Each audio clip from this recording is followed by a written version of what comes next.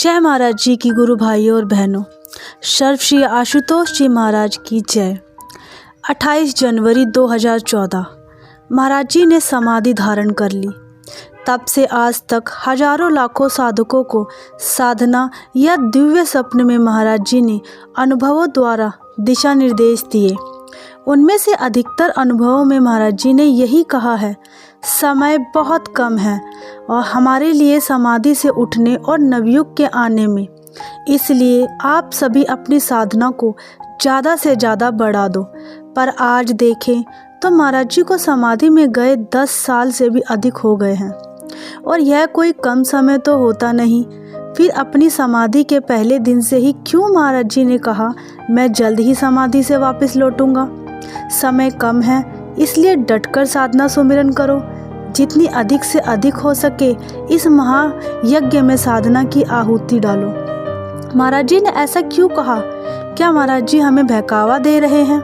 नहीं, ऐसा तो हो ही नहीं सकता। गुरु भक्तों, याद रखिए, पहली बात तो महाराज जी कभी असत्य वचन कहते ही नहीं, और अगर कुछ ऐसा कह भी दे जो हमारी तार्किक बुद्धि को असत्य लगे तो पूरी प्रकृति उन श्री वचनों को सच करने के लिए आंदोलित हो उठती है और सत्य सिद्ध करके ही रहती है।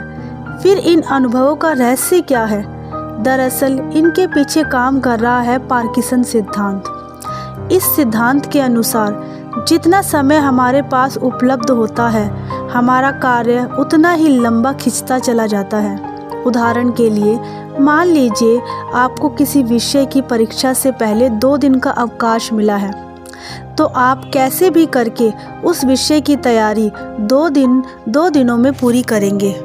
पर अगर यही अवकाश 5 दिन का होता तो आपको तैयारी करने में पूरे 5 दिन ही लग जाते। हमारे गुरुदेव श्री आशुतोष महाराज जी जानते हैं कि हम साधकों की प्रवृत्ति भी इसी पार्किंसन सिद्धांत पर चलने की है।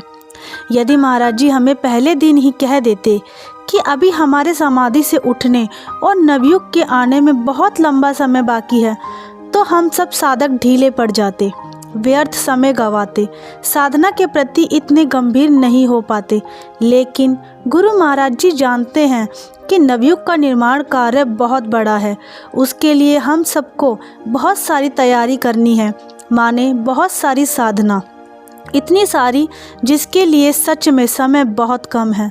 इसलिए गुरु भक्तों, महाराज जी के वचनों पर संशय ना करें। उन्होंने जो कहा है वो ही एकमात्र सत्य है, इसलिए डटकर साधना करें। समय के एक एक पल का पूरी निष्ठा और विवेक से सदुपयोग करें। बिना समय व्यर्थ किए ऐसी तैयारी करें जैसे कल होने वाली परीक्षा ही करते हैं। तभी हम इतना साधना पुंज इकट्ठा कर पाएंगे जो हमारे महाराज जी को समाधि से उठने और नवयुग के आने के लिए चाहिए। सभी को जय महाराज जी की।